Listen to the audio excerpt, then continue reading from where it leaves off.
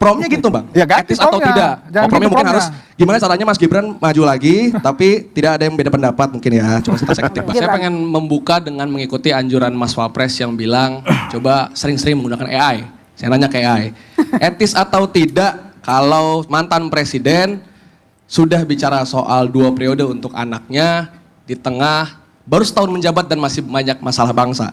Kata ChatGPT, sebagai mantan presiden sekaligus ayah dari wakil presiden yang baru menjabat setahun, dukungan tersebut menimbulkan kesan kuat konflik kepentingan dan upaya melanggengkan dinasti politik, alih-alih menunjukkan sikap negarawan yang menjaga jarak demi memberi ruang evaluasi kinerja anaknya. Coba ganti promptnya dong. Promnya gitu bang, Ya, ganti etis atau promnya. tidak? Jangan Promnya gitu mungkin promnya. harus gimana caranya Mas Gibran maju lagi, tapi tidak ada yang beda pendapat mungkin ya. Coba kita cek ketik bang. Tapi kalau menurut Firdian sendiri sebagai Gen Z Ya, gini. masih akan dukung untuk 2 periode atau enggak?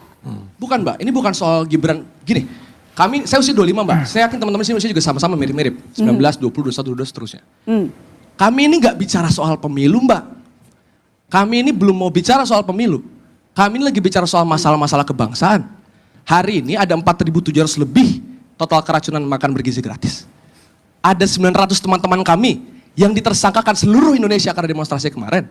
Ada 10 teman kami yang meninggal, dipukul oleh polisi. Ada 7 juta pengangguran di Indonesia, 3 jutanya adalah usia 15-24 tahun.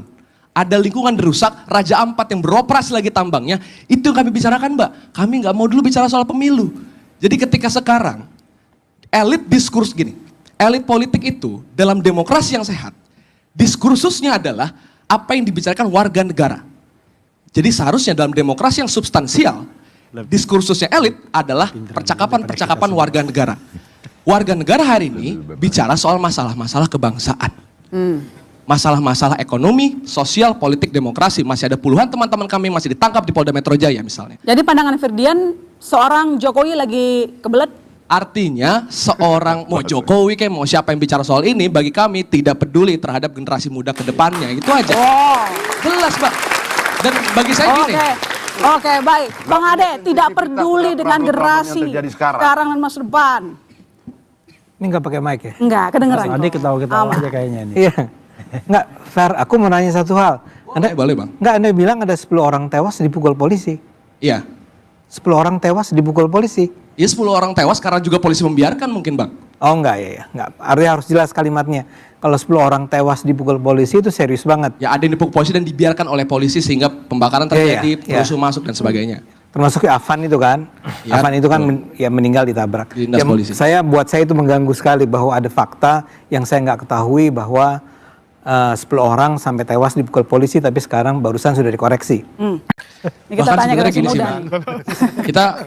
Kita bahkan pengen Pak Presiden itu bukan hanya mendengar elit sekitarnya atau mendengar relawan sekitarnya, tapi juga mendengar apa yang jadi aspirasi publik sekarang. Lagi-lagi, saya pengen coba bahas soal bab-bab kebijakan publik gitu Mbak. Karena gini, ketika misalnya Pak Presiden terburu-buru misalnya menentukan sikap segala macam, jujur kami juga di bawah tetap akan marah terhadap kondisi kebijakan publik yang perlu dievaluasi. Contoh, instead of MBG harusnya dievaluasi, tapi kan dilakukan adalah memotong 40% anggaran pendidikan. Instead of Polri direformasi, akhirnya dilakukan adalah meningkatkan anggaran kepolisian dan lain sebagainya. Jadi kami itu menginginkan Pak Presiden harusnya mendengarkan dulu apa yang jadi aspirasi publik. Karena ngomongin siapa rekan politik, partner politik, ya itu udah urusan elit yang bahkan sebetulnya mau akhirnya waktu itu Jokowi 3 periode, Prabowo Gibran 2 periode, 3 periode. Sebetulnya akhirnya dalam konteks prisonnya hari ini ya, yang akhirnya nggak berdampak langsung ke kami. Kami ini Mbak, yang sekarang menjadi mahasiswa, sudah menjadi mahasiswa, fresh graduate segala macam. Kami dihadapkan pada tantangan misalnya lapangan pekerjaan. Tapi akhirnya kan gini, statement itu seringkali jadi biasa, tapi karena di kondisi sosial, demokrasi, politik, ekonomi yang lagi tidak baik, saya bisa bilang nggak baik. Statement itu bisa ditafsirkan banyak hal. Contoh, ya DPR kita tahu saat kemarin ramai-ramai itu mengucapkan banyak kalimat-kalimat yang jelas-jelas denial, setelan cuek gitu kata bahasa Gen Z, Pak. Terus menteri-menteri ketika bicara soal kata Bahlil misalnya jangan kufur nikmat, lapangan pekerjaan banyak. Nah sama nih, tadi ditafsirkan kalimat Jokowi adalah ya itu kan kalimat biasa.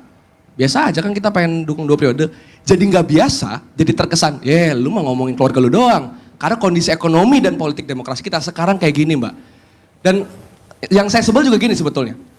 Jadi menurut kamu pada sibuk ngomongin politik tapi nggak sibuk Satu lagi, ngomongin Mbak, negara? yang saya sebel double standard, Mbak. Double standard. Misalnya gini, sekarang buku-buku banyak disita, Mbak. Dijadikan bahan alat bukti sebagai bentuk makar dan seterusnya.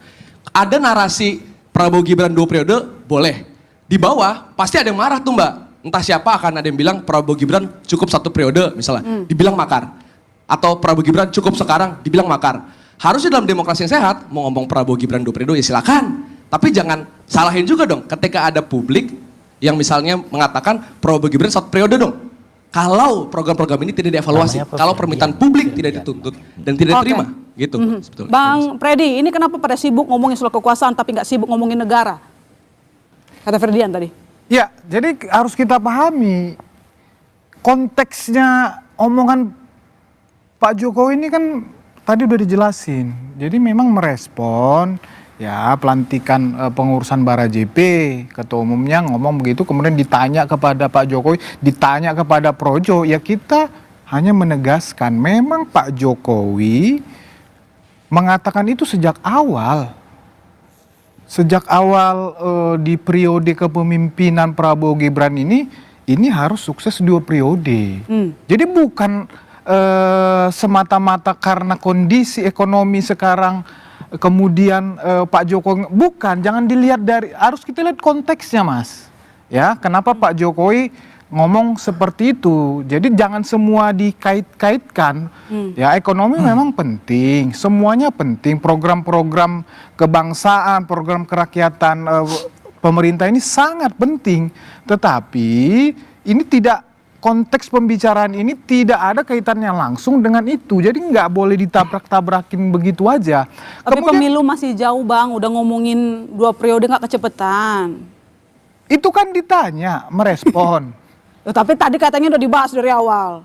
Itu sewaktu masa pemerintahan ini baru berjalan ketika ya ini Prabowo Gibran ini menang, ini harus itu mengkonfirmasi memang itu sudah diomongkan sejak awal, bukan hanya baru yang kemarin itu. Oke, baik, Bang Hendar Sam. Prabowo Jokowi ngomongin politik. Ini faktor U kayaknya. Terlalu dini lah, tidak memperdulikan generasi sekarang. Iya. Kita bicara kekuasaan. Ya, Anda bertanya pada seorang Jokowi lovers kan, Yoi. pendukung Jokowi yang pasti aja sih akan bilang, ya nggak gitu lah, fair gitu ya. Iyalah, kan Gibran juga bagian dari generasi sekarang. Iya. Iya. Nah, saya mau bilang begini. Tapi saya kembali ke pertanyaan awal nih ya. Saya akan berusaha menjelaskan dari perspektif saya mengapa Pak Jokowi mengeluarkan pernyataan yang Anda sebut sebagai arahan itu ya. Yang arahan itu sebenarnya hanya berlaku kepada para pendukungnya. Ya. Tapi saya sebut paling tidak 2 penjelasan ya. Penjelasan pertama adalah bahwa Pak Jokowi itu sedang mengatakan kepada publik bahwa jangan pernah berpikir bahwa kami ini tuh artinya Jokowi dan keluarga, sedang sebetulnya tidak serius memajukan Gibran sebagai wakil presiden mendampingi Pak Prabowo. Karena saya nggak tahu apakah teman-teman mahasiswa di sini sudah pernah mendengar ada framing-framing, narasi-narasi bahwa Gibran itu sebetulnya diharapkan akan bisa dengan segera menggantikan Pak Jokowi hanya dalam beberapa tahun saja. Pak Prabowo akan diganti oleh Gibran. Saya sama sekali nggak percaya dengan itu, tapi itu mengemuka, itu muncul. Bahkan kemudian dikatakan juga bahwa Gibran itu adalah orang yang akan menggantikan Prabowo kalau Prabowo sampai nanti dijatuhkan, ya. Atau bahkan 2029 itu ada gilirannya Pak Gibran untuk maju, ya, bukan lagi Pak Prabowo nih. Pak Jokowi itu sedang ingin mengingatkan pada kita semua bahwa itu nggak benar ya. Kami itu serius bahwa kami akan terus mendukung Gibran sampai 2034, ya. Karena Anda harus ingat bahwa, atau teman-teman barangkali juga ingat bahwa sebetulnya yang mengajukan nama Gibran sebagai calon wakil presiden adalah bukan Pak Jokowi. Yang mengajukan adalah Pak Prabowo sendiri berdasarkan hasil survei-survei di masa itu yang menunjukkan bahwa pendamping Pak Prabowo yang paling kuat ketika itu adalah dibandingkan semua, termasuk dengan Pak Erick Thohir, itu adalah Gibran. Ya, jadi Gibran maju sebagai wapres tidak sebagai ancaman buat Pak Prabowo. Jadi ini adalah sebuah statement dari Pak Jokowi bahwa Prabowo Gibran itu adalah sebuah duet yang memang kita dukung sepenuhnya ya. Dia juga mau ngomong itu sama nggak cuma pada pendukungnya, tapi pada publik secara luas. Ya, kita nggak main-mainin dengan duet ini.